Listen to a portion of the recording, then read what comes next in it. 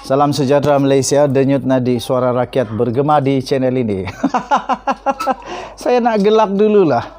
Nelson Mandela adalah satu tokoh yang telah mendapat Nobel Award untuk keamanan.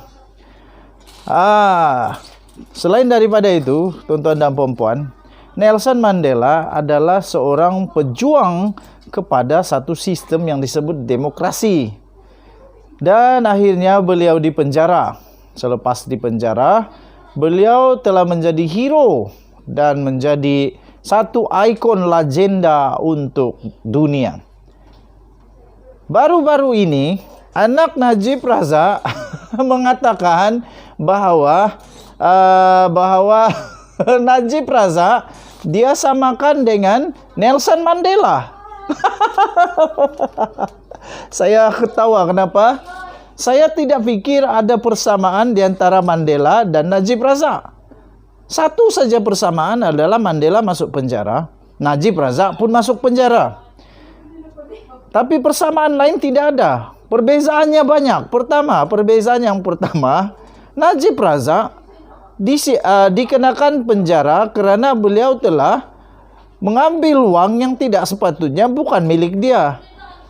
Hakim menjatuhkan dia hukuman 12 tahun penjara, 210 juta denda kerana dia rasuah dan juga dia pecah amanah, pengubahan wang haram. Itu tidak ada Mandela buat, tuan-tuan dan puan-puan. Dia tiada buat itu. Tiada Mandela buat itu, ya. Mandela tidak pernah mencuri wang negara, tidak pernah. Mandela tidak pernah tak bayar cukai, tak pernah. Mandela tak pernah salah guna kuasa, tak pernah. Tapi anak Najib sampai hati dia samakan Mandela dengan Najib Razak. Tak apalah, kalau dia fikir sama tidak kisah. Tapi saya kata tak sama langsung. Tak sama langsung. Saya bukan merendah-rendahkan Datuk Seri Najib Tun Razak, tidak ya. Tetapi saya melihat untuk menyamakan Najib Razak dengan Nelson Mandela ini adalah satu kesalahan sejarah sastra, entah apa-apa, semua salah lah. Saya tidak setuju Najib Razak disamakan dengan Mandela. Kemudian ada satu lagi yang ini saya tak mau ulas sebab not on my position to beri komen ataupun beri ulasan tentang perkara ini. Dia juga melihat Najib Razak mempunyai persamaan dengan tokoh, yaitu seorang lagi tokoh dalam agama Islam pun ada, dalam agama Kristian pun ada, yaitu Nabi Yusuf. Anda tahulah apa persamaan yang anak Najib nampak, tapi saya tidak mau komen itu. Yang saya rasa lucu ialah dia samakan dengan Nelson Mandela. Saya pikir anak Najib Razak perlu baca buku sejarah. Mungkin juga Najib Razak punya anak ini pakar kepada politik, tapi bukan pakar kepada sejarah, anda tahulah. Ataupun mungkin dia main teka-teka saja. Nelson Mandela ini macam mana? Kejap lagi mungkin disamakan pula dengan Aung San Suu Kyi. Anda tahulah macam mana. Tapi itulah tuan-tuan dan puan-puan. Menurut Nizar Najib, Nizar melihat terdapat hikmah daripada hukuman penjara yang dikenakan terhadap ayahnya Najib Razak. Dia melihat perkara itu mempunyai persamaan dengan apa yang dilalui oleh Nabi Yusuf dan tokoh anti-apartheid yaitu Nelson Mandela. Dia kata mungkin ini adalah cara Allah Subhanahu Wa Taala untuk angkat darjat ayahanda dengan lebih tinggi. Itulah yang berlaku kepada Nabi Yusuf yang dipenjarakan atas tuduhan palsu. Ini bukan tuduhan palsu. Nah, ini bukan tuduhan palsu. Okey. Saya pikir Nabi Yusuf dia tidak pernah disiasat oleh mahkamah atau disiasat oleh hakim, tidak pernah. Tapi Najib Razak disiasat oleh hakim SPRM, ada saksi, ada bukti, kemudian hakim, mahkamah tinggi, mahkamah terayuan, mahkamah persekutuan, 9 orang hakim berkata Najib Razak salah dan dia dipenjara. Itu berbeza yang amat itu tuan-tuan dan puan-puan. Katanya, apabila bebas, Baginda diangkat sebagai menteri berkuasa lagi bijaksana di Mesir. Betul lah, Nabi Yusuf begitu. Najib Razak masalah dia sekarang sudah umur 70 tahun.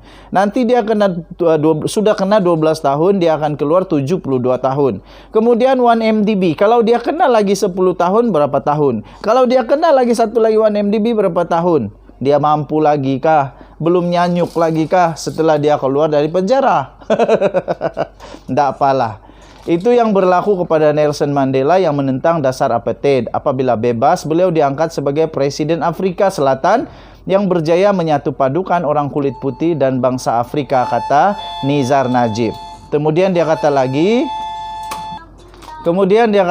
yang pasti Tuhan tidak akan uji lebih dari kemampuan kita untuk hadapi. Ini betul, saya setuju. Kata Nizar dalam acara Setia Kawan dengan Najib di kawasan parlimennya di Pekan semalam. Najib sedang menjalani hukuman penjara 12 tahun atas kesalahan rasuah melibatkan dana bekas anak syarikat 1MDB SRC International Berhad. Okey, so Anda tahulah saya mau kata ini lawak of the day atau lawak of the century atau lawak of the abad atau apa sajalah. Tapi inilah lawak paling lawak. Sampai hati Nizar samakan Najib dengan Nelson Mandela. Tapi tidak apalah, suka hati dia lah. Denyut Nadi, suara rakyat bergema di channel ini. Bye-bye. Salam sejahtera Malaysia. Denyut Nadi, suara rakyat terus bergema di channel ini. Nampaknya tuan-tuan dan puan-puan yang dihormati sekalian, seakan-akan Datuk Seri Najib Tun Razak punya harapan terakhir untuk mendapatkan pengampunan diraja berada dalam kesuraman. Daulat tuanku, ampun tuanku, beribu-ribu ampun. Kita mempunyai agung yang bijaksana. Saya dah kata sejak dulu, agung kita, agung bijaksana. Bukan agung sembarangan. Bukan sembarangan kena paksa-paksa, kena gesa-gesa hanya dengan petition murahan. Dengan yang paling pelik, paling kesian, mereka cari 100,000 tanda tangan untuk petition supaya Najib Razak dibebaskan.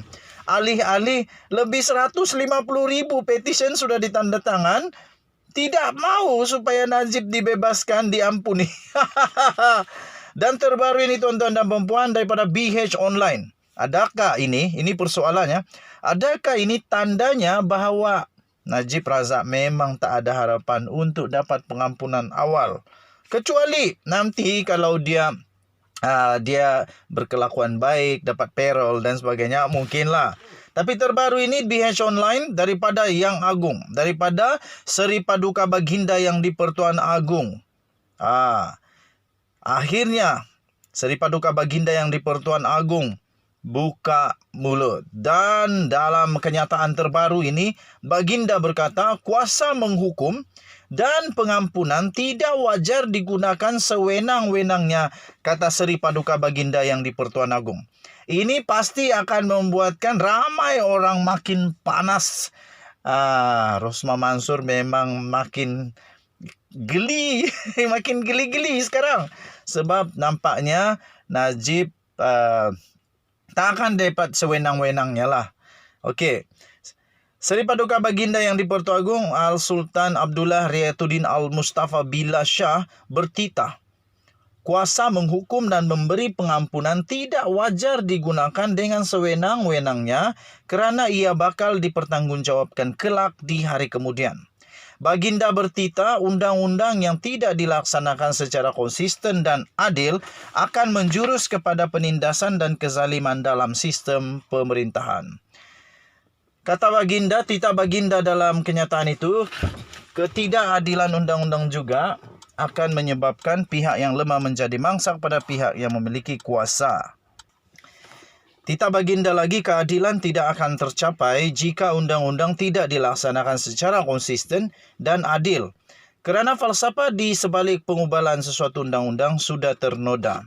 Baginda turut bertitah akibatnya pihak yang lemah akan menjadi mangsa kepada pihak yang memiliki kuasa. Yang ini saya setuju, amat-amat betul. Maka titik permulaan menghalalkan penindasan dan kezaliman akan berlaku dalam sesuatu sistem pemerintahan, titah Baginda. Baginda bertitah lagi, keadilan tidak akan tercapai Jika roh keadilan tidak terkandung dalam sanubari mereka yang diberikan amanah untuk mentadbir keadilan, titah Baginda. Baginda turut bertitah demikian, ketika Baginda menyempurnakan Majlis Perasmian dan Pemasyuran Kompleks Mahkamah Syariah Negeri Pahang, Kompleks Syariah Al-Sultan Abdullah di sini pada hari ini. Turut mencemar duli adalah Raja Permaisuri Agung Tunku Haja Azizah Aminah Maimunah Iskandaria. Pembinaan kompleks syariah itu siap sepenuhnya pada 23 September 2021 dengan peruntukan sebanyak 44,75 juta. Daulat tuanku, ampun tuanku, daulat tuanku, sembah patik harap diampun. Digarhayu tuanku. Ini barulah agung kita. Terbaik. Sarange. Kita jumpa lagi. Salam sejahtera Malaysia. Bye-bye.